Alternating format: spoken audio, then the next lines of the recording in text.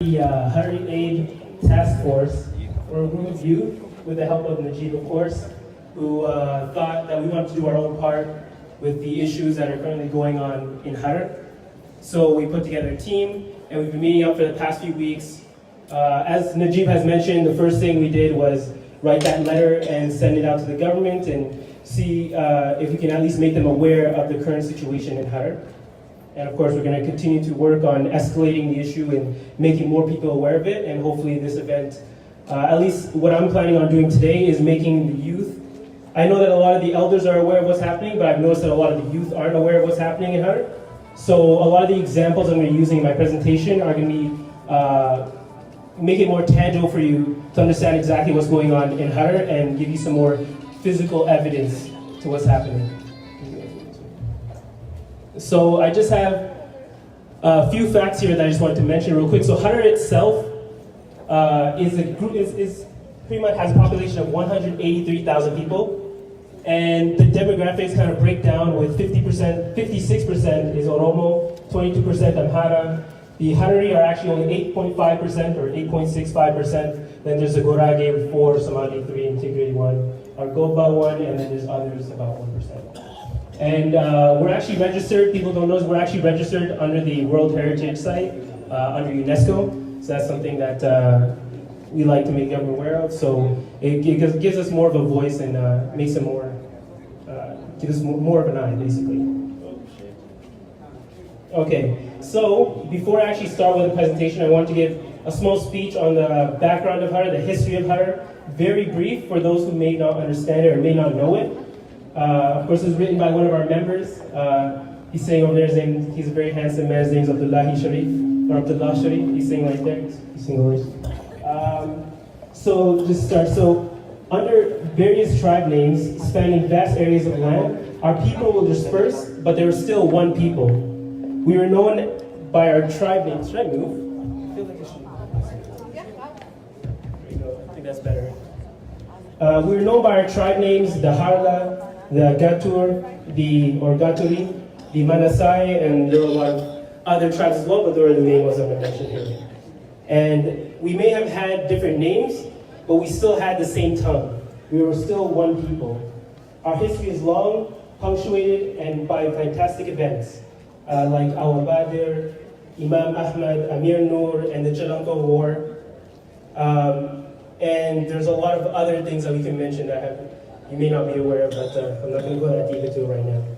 And the Harari genesis predates Sheikh Abadir Omar Arida al-Badir, but the recounting of our history almost always begins with him.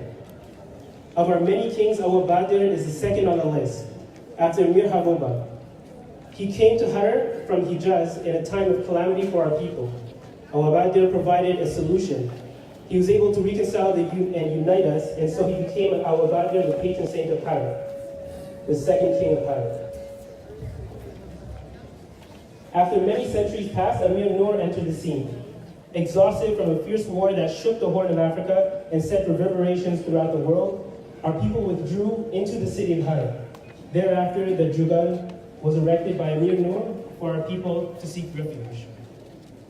While our kin faded into legend, we survived as Gate Usul, the people of the city, Harar. We forever became Harari, indelibly inscribed in the annals of history. Unfortunately, only we survived, and any Harari remnant outside the sea disappeared, with nary mention. Today we face a calamity. Not a calamity again, not much different from before. We will persevere and continue to persist as Hararis. The beginning of the Harari people in Harar is time immemorial, and we assure you our end is nowhere near.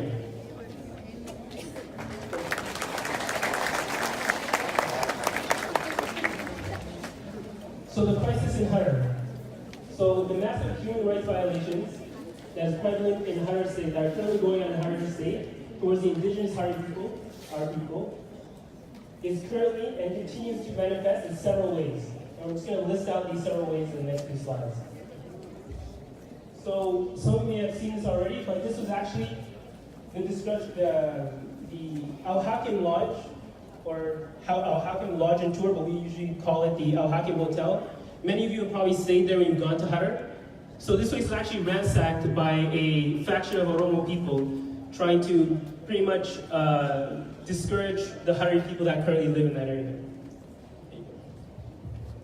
So you might have also heard of the environmental and health crisis that's currently going on in Harar.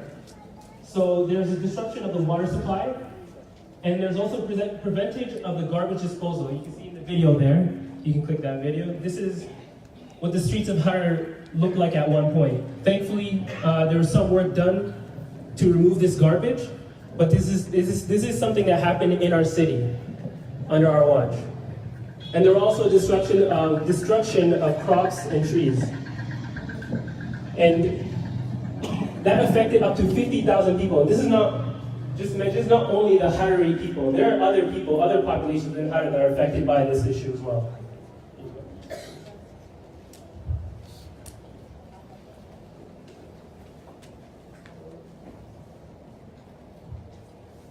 One moment, please.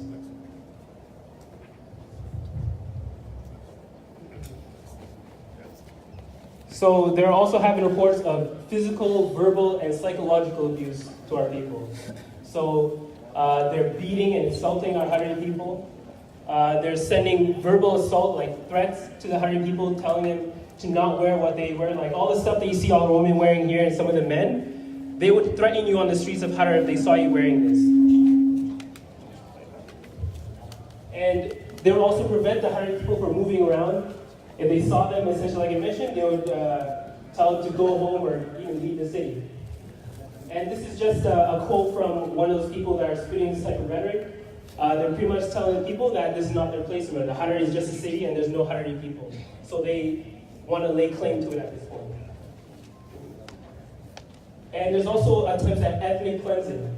So you can see here that there are actually specific factions of Oromo people that are cataloging our Harari, where they live, where they work, and they're pretty much trying to induce fear within the Harari people to get them to leave or evict them from their own places and let them leave the city. People are also illegally occupying our land, and you've probably seen this video as well. I'm not sure if the sound will come through, but this is essentially one of the people of Harar where they were kicked out of their home, and their home was then occupied by the same people who kicked them out.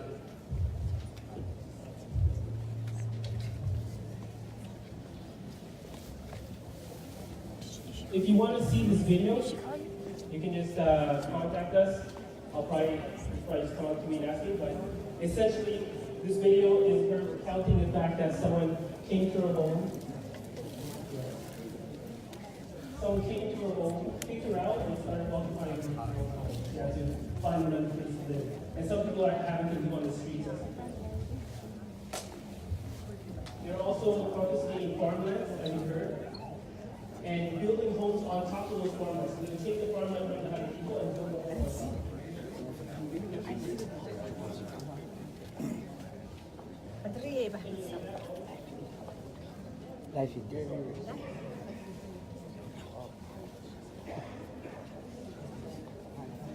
So as I mentioned earlier, there was the water crisis in Harar, and we actually thought, well, the people that stopped water from getting to the city actually tried to restore the people of Harar. And this letter essentially asked them for, I think it was $10 million to pretty much get their water back to the city. So restoring the Harari people for something that's a basic need, a basic necessity for every person in the city.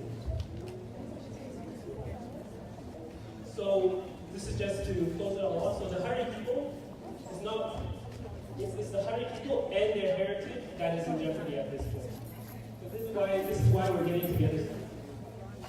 This is why we're getting together, and I'd like to see everyone here, and I hope that we can do this more, not only with Harar in Christ, as I was mentioned, and essentially we're doing our part. We're trying to see if there's something we can do that not only solves this issue, but stops any issues from occurring in the future.